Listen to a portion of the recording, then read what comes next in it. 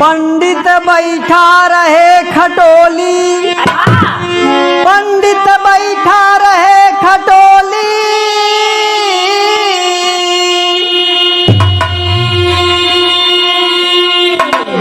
हंस के दुल्हनों सी बोली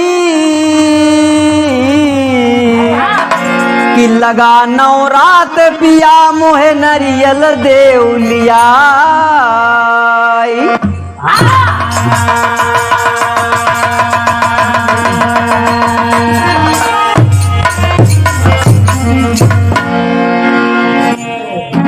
तमाम श्रोता बंधुओं को हृदय गहराइयों से मैं प्रणाम करता हूँ।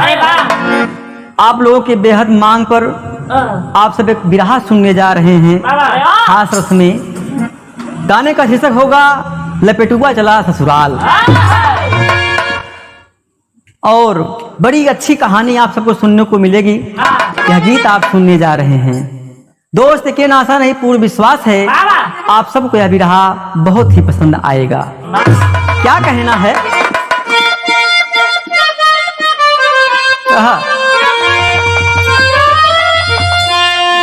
एक ही लड़का दीवाना बा और उसका किसी ने दिल तोड़ दिया है।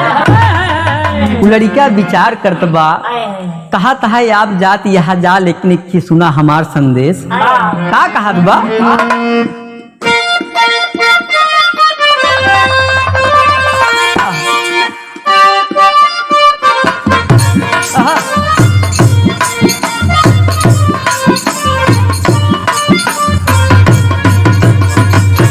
यही कहना है। अरे दिल लेके जा रही हो, अरे दिल लेके जा रही हो, कैसे जिएंगे हम।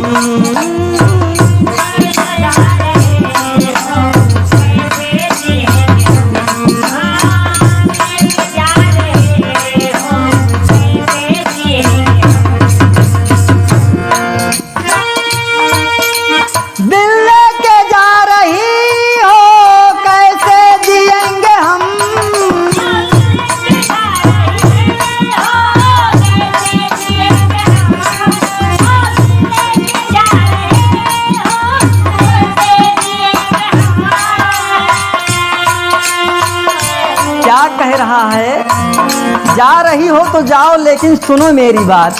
क्या कह रहा है? आएगी तेरी याद तो, आएगी तेरी याद तो, आएगी तेरी याद तो, आंसू बहेंगे हम। आएगी तेरी याद तो, आंसू बहेंगे हम।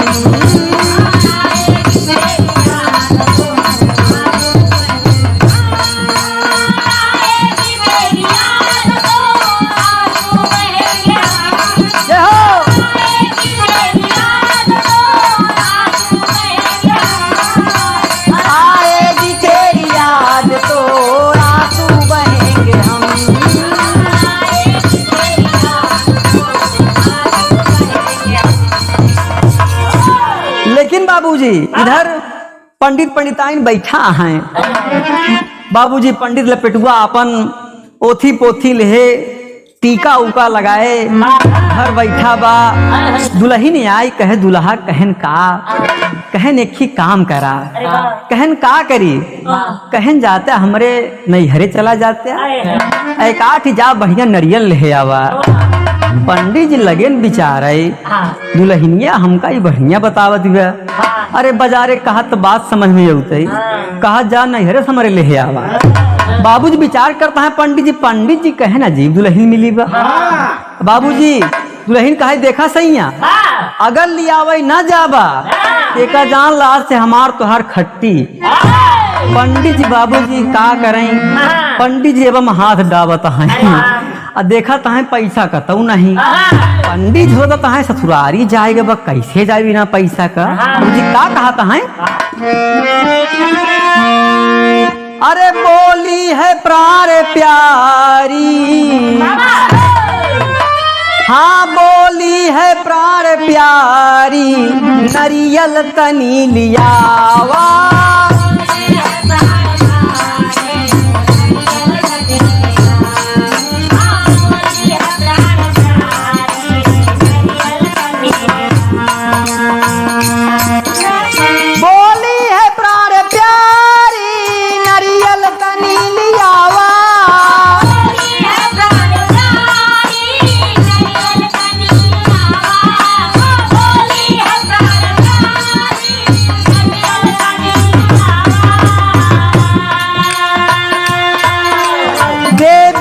कैल पूजा देवी का कैल पूजा जलवा चला चढ़ावा। देवी का कैल पूजा जलवा चला चढ़ावा।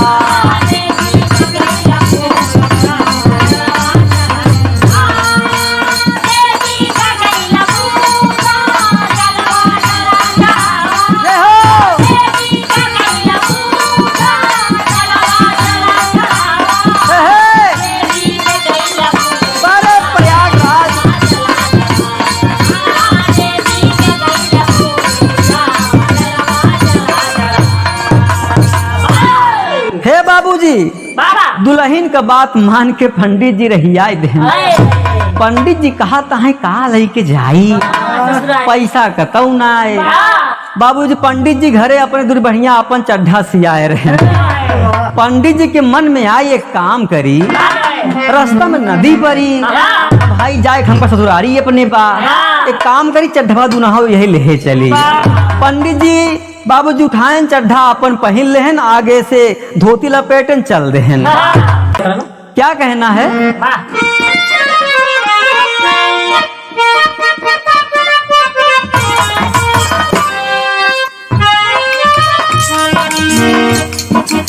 सारे सुअर हर जाई हाँ सारे सुअर हर जाई जितनी घूमी है उतनी मोटाई। सारे सुअर हर जाई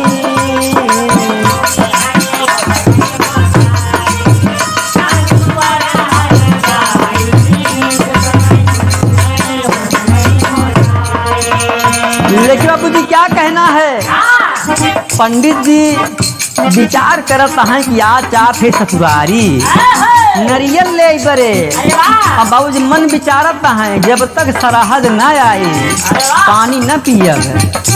बहुत यही मन विचार है क्या कहना है पंडित जी चले रही आई पंडित जी चले रही आई कहवा से तैका नरियल पाई। पंडित जी चले रही आई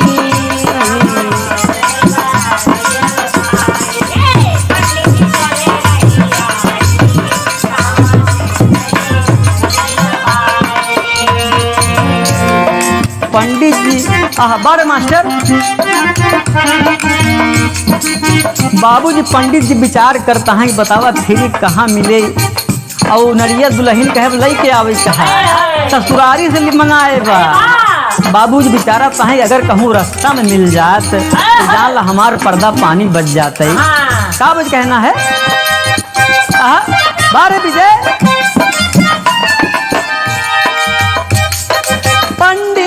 पहुँचे दहियावा बजरिया।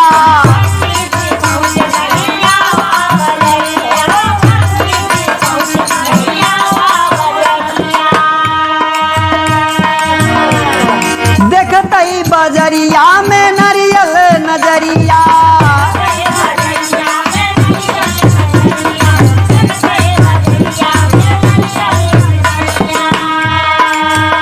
हाँ पंडित जी लगे ललचाई। हाँ पंडित जी लगे ललचाई। कहवा से तैका नरियल पाई। पंडित जी लगे ललचाई।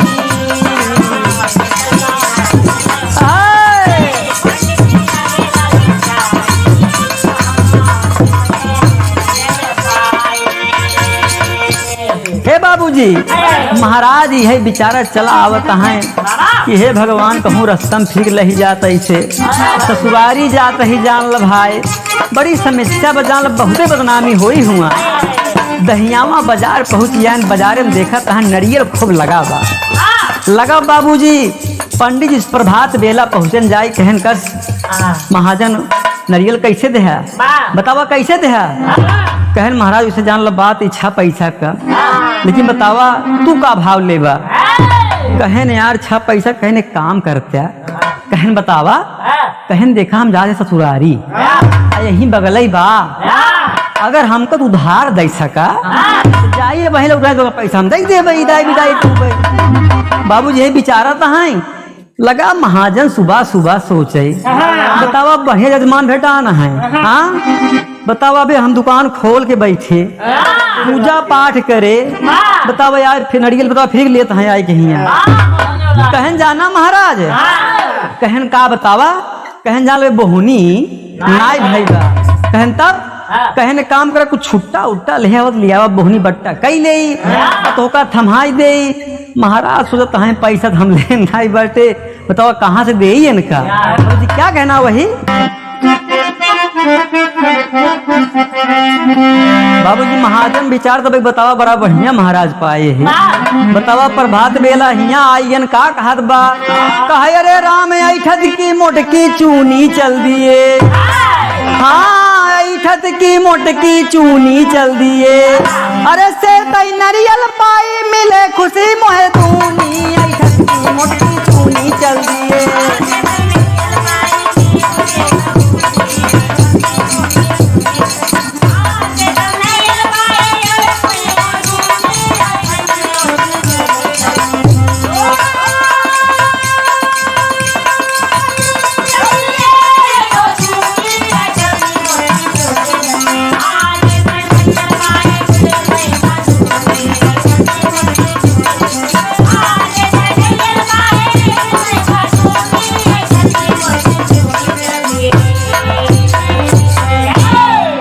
बाबूजी महाराज ये बेचारा तहे कहूँ अगर लहिजात फ्री का जान ला आज हमार पर्दा पानी हुआ बच जा ससुरारी में। बाबू विचार तहे कैसे लहाए के दे हमका।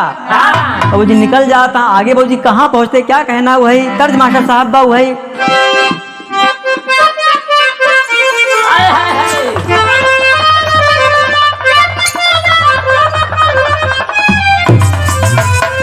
कहीं की अरे सावन के आइल ते हो हारे हो कांधा सुधिया भूलैले। सावन का आइल ते हो हारे हो कांधा सुधिया भूलैले।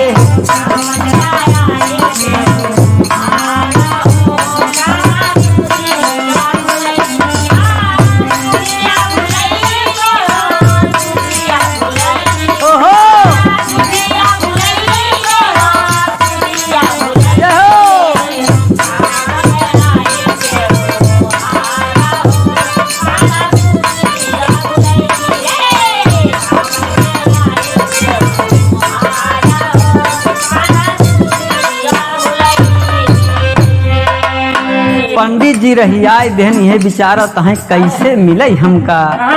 चड्ढी बाबूजी ऊपर रखे हैं सुखा चली जाती बा। अब महाराज यह ध्यान लगाए हैं कैसे मिली क्या कहना है। पंडित जी कुंडा के बाजार हो कहवा पाई नरियलवा।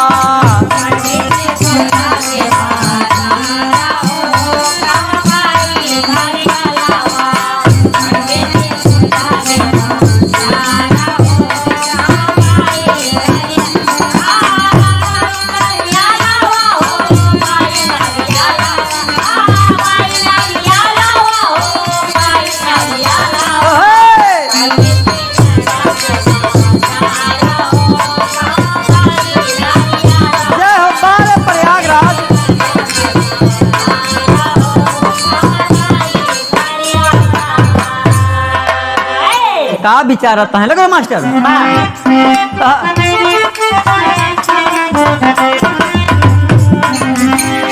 हाँ सोचे महाराज होई है बड़ी बदनामी।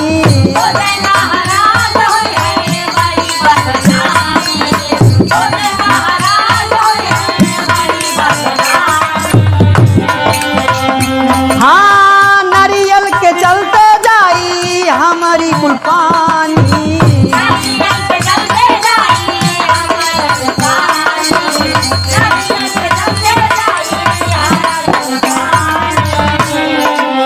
मनवा में करेला विचार हो कहवा पाई नरियलवा। मनवा में करेला विचार हो कहवा पाई नरियलवा।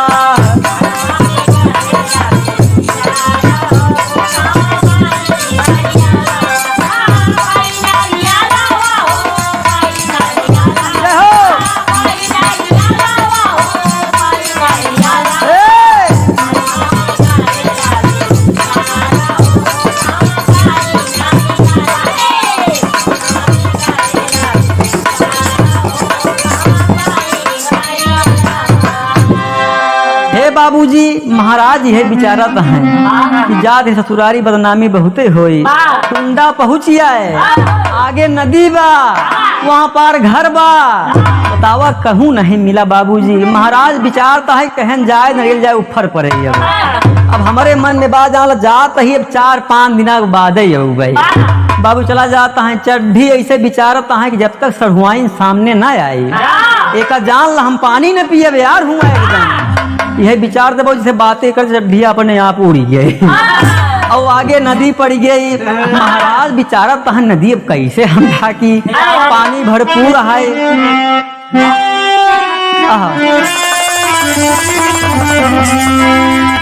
बाबू चला जाता है।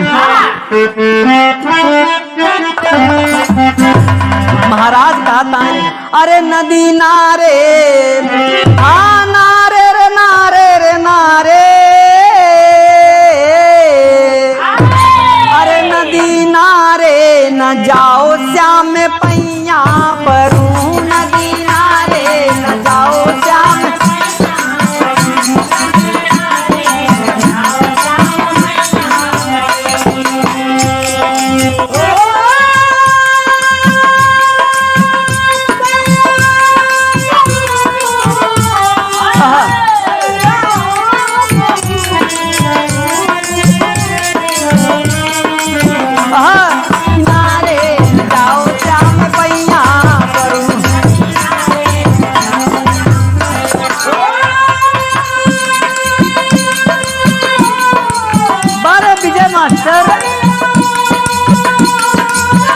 जुगनू म्यूजिक चैनल के माध्यम से आप यह गीत सुन रहे हैं भूपेंद्र यादव और साथियों के स्वर में हास रक्त रहा।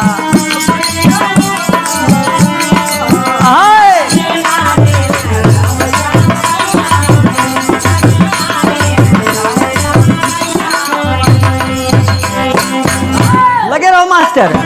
महाराज विचारत है नदी में सापू कीड़ा खूब हुई ही बतावा कैसे डाकी हम। क्या कहा भाई महाराज ही भाव में आज भगवान कन्हैया के याद करता है प्रार्थना करता है भगवान कैसो रक्षा करा हमार। क्या कहता है नदिया में सपवन का बाटई बसेरावा।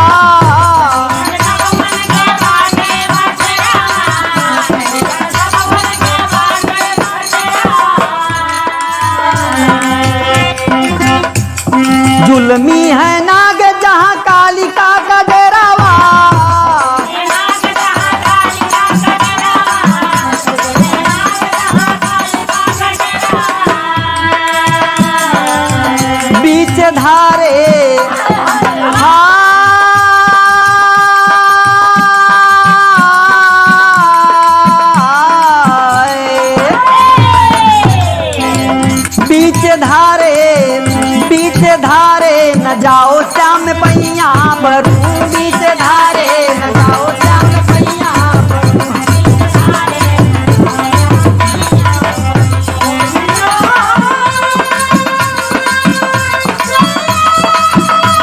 बारे विजय मास्टर क्या बात है।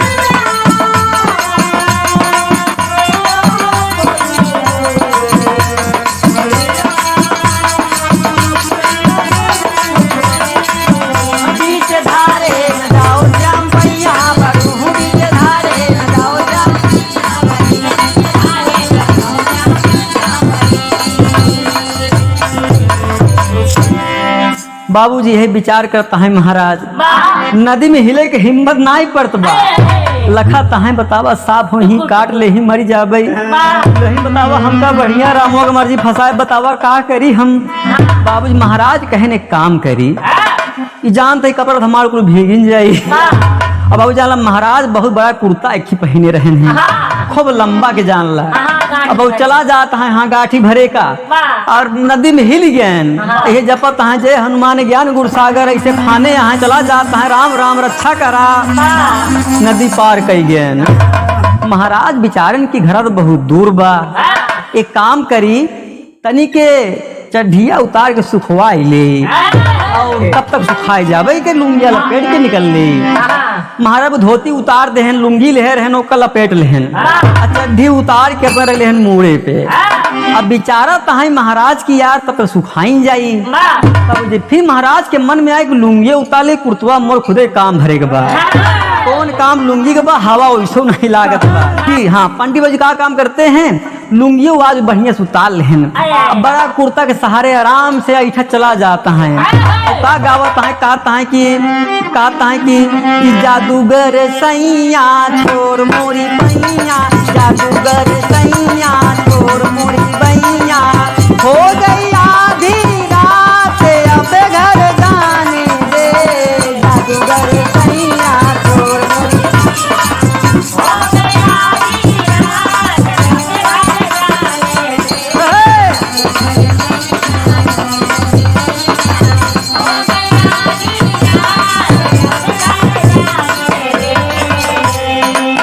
यही बाबूजी महाराज ताल लगाए चला जाता है कहन मजा कम आई घर अबे काफी दूर पर कुछ और गाय ले कहता यहाँ कोई दिखा नहीं रहा है बतावा हम का गाई हिया।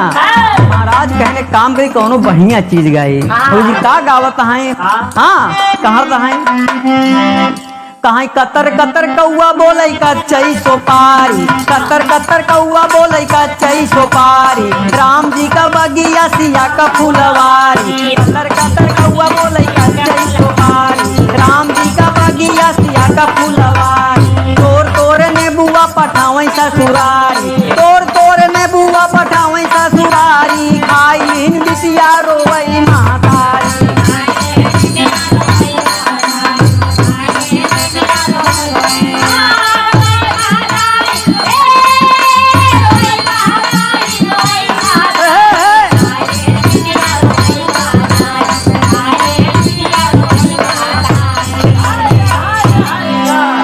महाराज कहा तहे देखा ही तहरुआ गावत ही यार हम कहन देखा यूज बहिया का गाबा ताना तहा जंगल में रहता वहाँ चला जाता है आराम से ऐसा इखत की क्या कहता है हाँ अमावा का पात बर गदावा का दोना अमावा का पात बर गदावा का दोना भौजी तोरे लाग बगठुनावा का टोना अमावा का पात बर गदावा का दोना भौजी तोरे लाग बगठुनावा का टोना काहे बरे बतिया बनावई नहीं जानतू काहे बरे बतिया बनावई नहीं जानतू अपने भतार का मिलावई नहीं जानतू अपने भतार का मिलावई नहीं जानतू।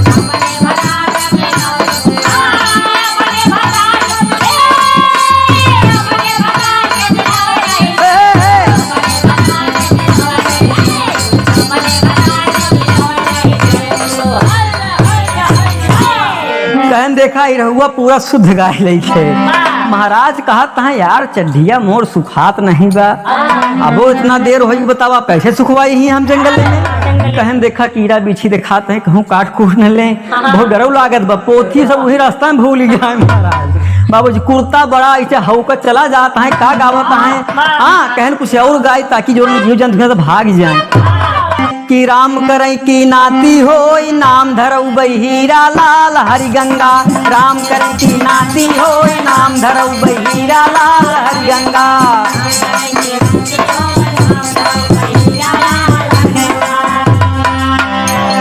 राम करई की नाती होई नाम धरऊ बहीरा लाल, हीरा लाल हरि गंगा। कोठवा पर से गिरी बिलार गिरतई मान कोरावई लाग हरि गंगा।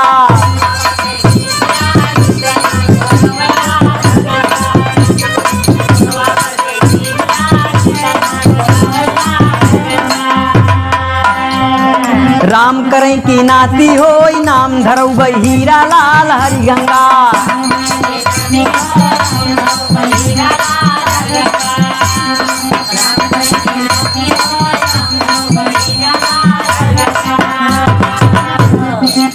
यही बाबू सब फाने यहाँ चला जाता है। महाराज बाबू जी बात गावत गावत भूल गए कि हम चड्ढिया पहने यही कि नहीं पहने है। बाबूजी हवा मारे चड्ढी उड़ गई। अब महाराज हो जाता है कि चड्ढिया तलागत हम पहन ले। पहुंच गए ससुरारी में, का हो तो बाबूजी वही कहना है, अरे राम झकोरा मारे झूलनी। दरवाजे पहुंच गए, देखत है दुआरे, बाबूजी उनका बुढ़िया द्वार बाहर रही नहीं। महाराज नरियल भूल गए, पाइन ससुराल कहावत कहा था लागत था भाई व्यवस्था बढ़िया बा, चल था ये बढ़िया ही 2-4 दिन रहा वो करे बाल लगी नरियल जा। बाबूजी का कहा था वही कहना है, अरे राम झकोरा मारे झूलनी। देखा बाबूजी हमारे प्रयागराज खाटी गीत या बाबा राम आधार हरे बड़ा बढ़िया बढ़िया गावत, कैसे गावत रहे हैं, कहाँ राम झकोरा मारे झूलनी, अरे है साड़ी लहराई रे झकोरा मारे झूलनी।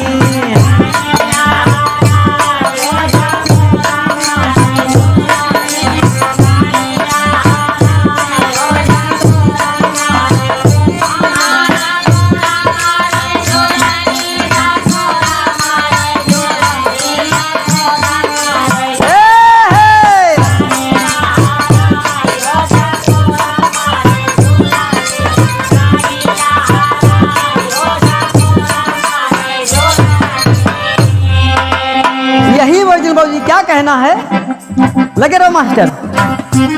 महाराज ससुरारी पहुंच गए, देखा है उनका साली बियाह करेबा, लेहे पानी बाबूजी दाएं बाएं घूमत यह है।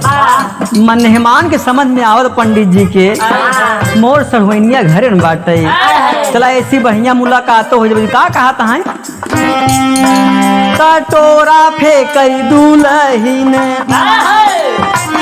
कटोरा फेंकई दुल्हन, दुल्हा सारा माई हो, कटोरा फेंकई दुल्हन।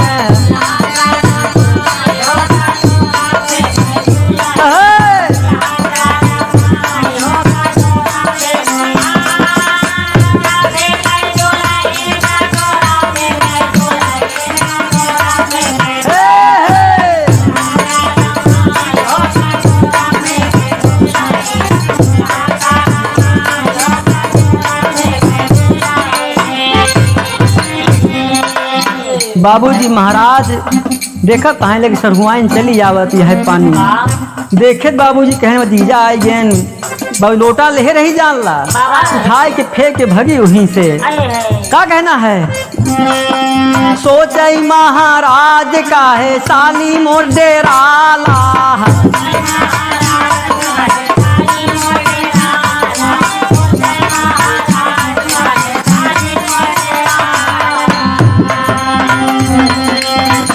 महाराज का है साली मोर डेराला।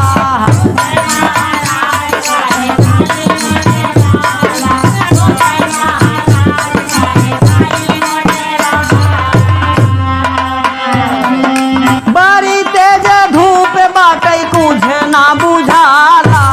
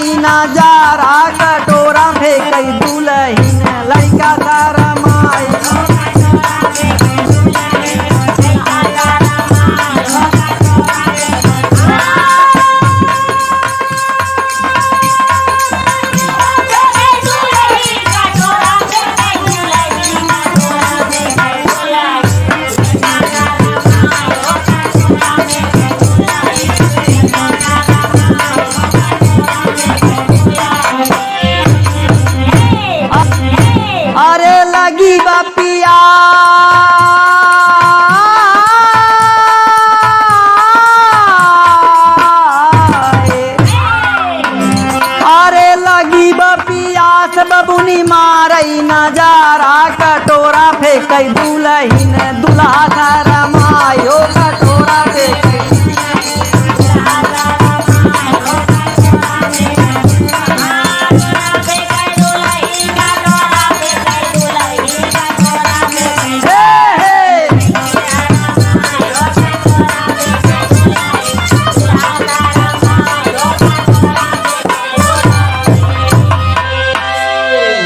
बाबूजी जैसे मेहमान पहुँचन लोटम लेहे पानी चली बेचारी आवत रहे। बाबूजी फेंक के भाग गई साली हुए कहे अम्मा हे अम्मा कहन का बिट्टी का भा कहन जीजा आई हैं कहन आई हैं कहन हाँ कहन कस कौनो काम करना आई हुई या देखा। बाबूजी बूढ़ा माही चली आइन पंडित जी सोचता है कि हमारे बूढ़ा तो आई गई हैं। अब पंडित जी का मालूम हमार सब मतलब रस्तन हेराई गो बाबू जो इसे पहना है बूढ़ा आइन कहीं बैठा बेटवा बैठा बहुत बढ़िया बैठाई दीन। अब पंडित जी विचारत है कहन का मई बतावा कहन का ये बतावे तो ना सरकार व्यवस्था करेगा जहाँ देखा वहीं लाइन सौर ऊर्जा कुल लगा बा बताओ इतनी गर्मी तो हो रही है बा कहन का बताई बेटवा जान बड़ी महंगी लाइनिया बा बतावा कैसे हम ले कहन तब कहन रुका बेटवा पंखा मंगाई दे कहन रहा है तो पंखा जी मंगावा माई कहन काहे बरे कहन जान ओसी बढ़िया मोर कुर्तवई काम करी कुर्तवई काम करी कहन काहे भैया कहन काम हो पंखा। बाबूजी अब महाराज भूल गए चड्डी हमारे रास्ते में मतलब उड़ गई बा। महाराज कहन हे अम्मा का पंखा मंगाबू हमार सुना है दे कुर्तवा हमार देखत ये है तो महाराज उठावत है आराम आराम उठा बाबू जैसे एक बार हौक देन सासु को साई कहन बड़ा बेशर्मा दमाद बा का कहती है भाई कहना तर्ज है तोरे नाही बात सहुरवा सीखेला ना गुण तू नारावा तोरे नाही बात सहुरवा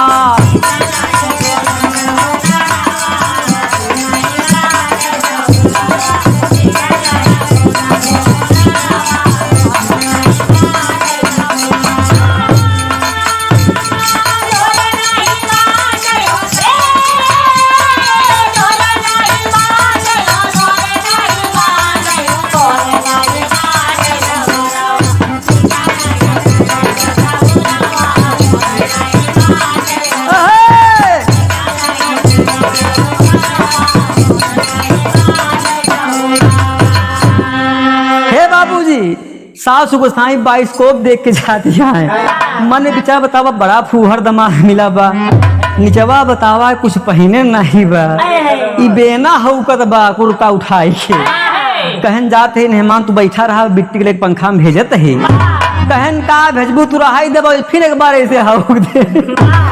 अब सास को साई 2 बार बाइस्कोप देख ली कहन बहुत बदतमीज आए चली गई। बाबूजी कहन जाते हैं भेजत है बाबूजी बूढ़ा माई भाग गई कहन अम्मा का भा बिटिया बहुत पूछत बाटे कहन का बताए बिट्टी जो तोर जीजा आई है इनके बिल्कुल सहूर नहीं बा कहन का भा कहन कैसे बताई सर माथू वही 2 बार 22 को बुढ़िया देखे बा ये विचार दी बा कैसे हम बिट्टी से कही दे कहन बिट्टी एक काम करते हैं जा अपने पानी ले जा और उससे की पंखा ले जाए बहुत गर्मी बा।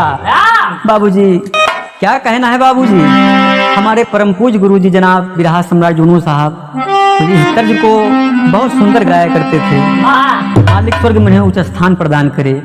क्या कहना है बाबू सरहुआन बाबूजी पानी लेगा अगर ले चली जाती बा उही में लोटा लेहे बा गिलासो लेहे बा सारी व्यवस्था लेहे कखरी में दबाए चली जा बाबूजी का कहा दिबा बाबूजी कमर में ही दबाए बा अब जा दिबा का कहा दिबा कहा बार विजय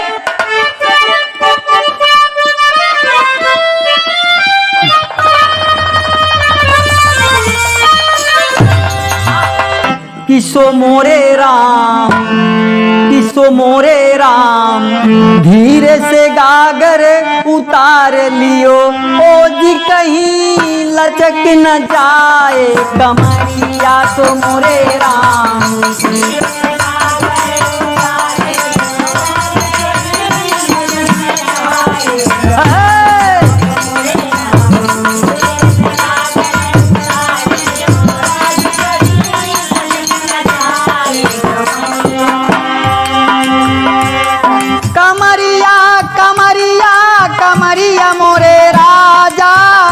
लटक न जाए कमरिया कमरिया कमरिया।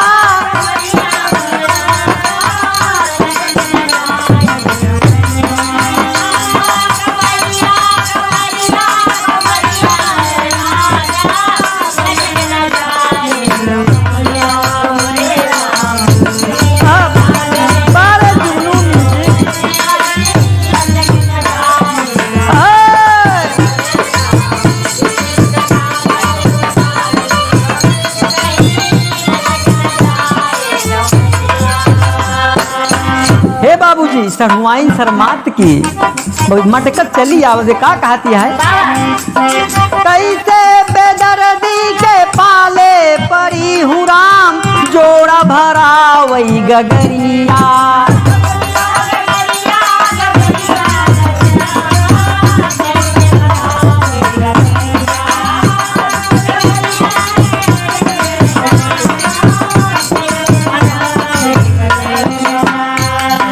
तो मोरे राम धीरे से गागर उतार लियो, जी कहीं लटक न जाए कमरिया मोरे राम।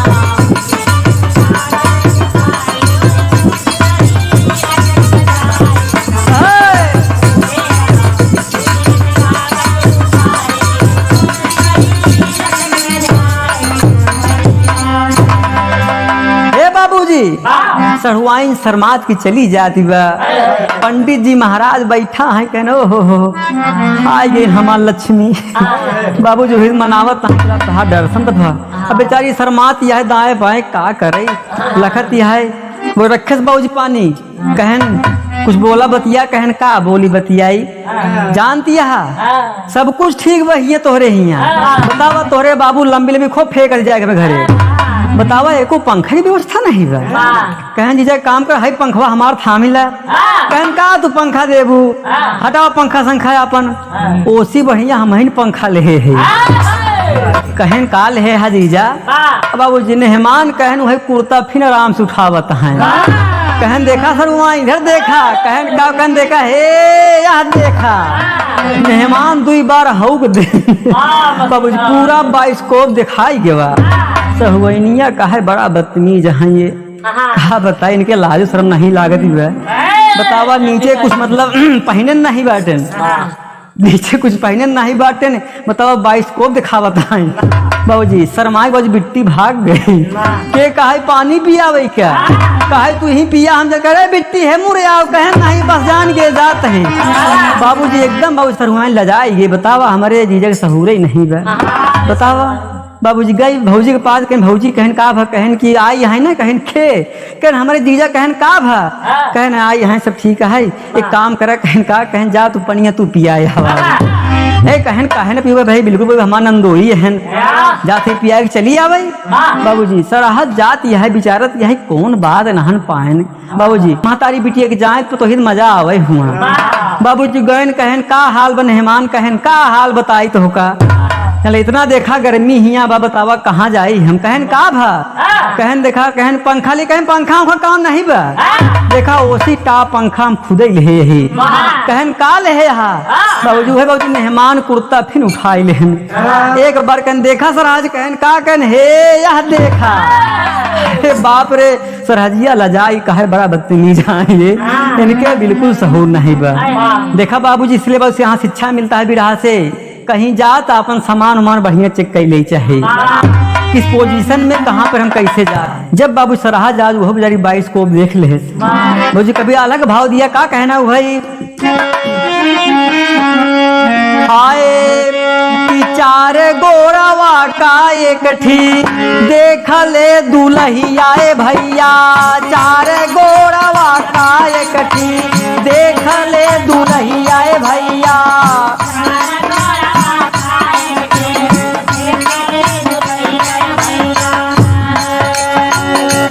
हाँ तो लाठी मुहावा बताई सरकार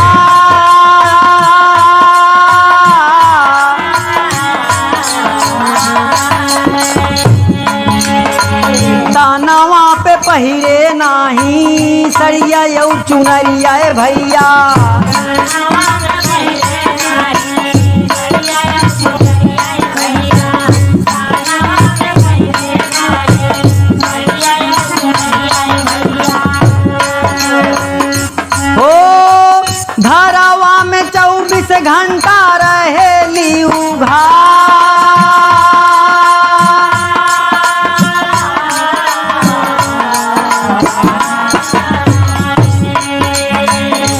बाबूजी एक आल्हा गवैया बाबूजी देखा बाबूजी केहू सवाल कर तो बताओ भैया का चारे गोड़वा का एक थी खटिया दुल्हिया ए भैया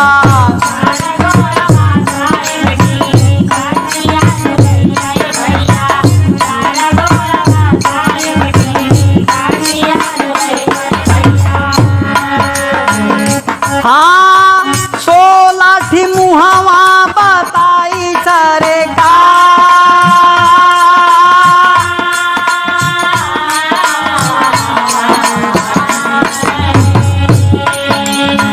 तानावा पे पहिरे नाही सड़िया यऊ चुनरिया ए भैया तानावा पे पहिरे नाही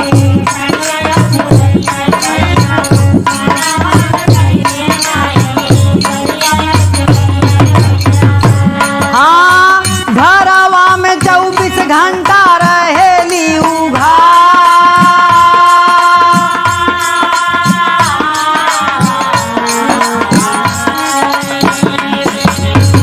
चार गोड़ा देख लिया 4 पाई हो था एक गोड़वा में 4 मुहार तो 4 चौक 16 मुहार हो गया ठंडी हो चाहे बरसात हो बगजाल हमेशा घोल ही रहा था तो क्या कहने थे भाव में भाई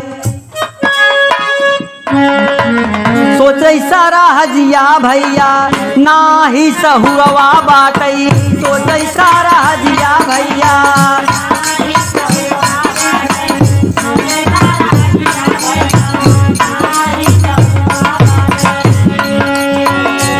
हाँ घरवा पे आके कैले इज्जत कुल गावा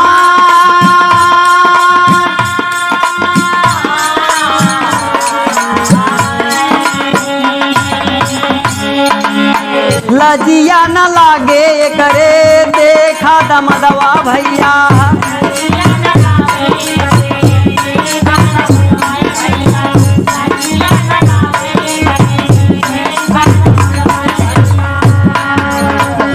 हाँ नीचवा के अपने सामनवा कुल देखा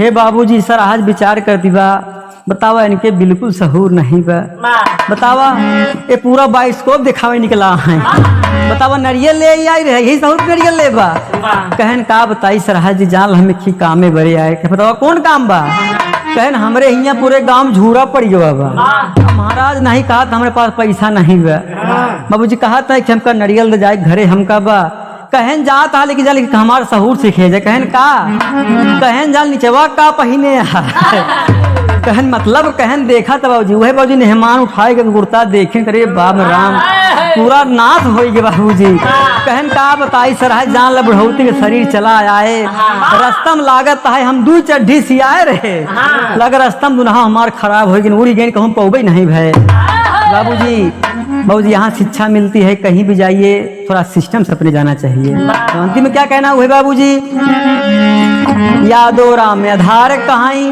धन्य हो देश की माया हैदर अली जुगनू बिना कोई पार ना पाया ऐठत की मोटकी चूनी चल दिए ऐठत की मोटकी चूनी चल दिए अरे गवैया भूपेंद्र का बात हो गई दूनी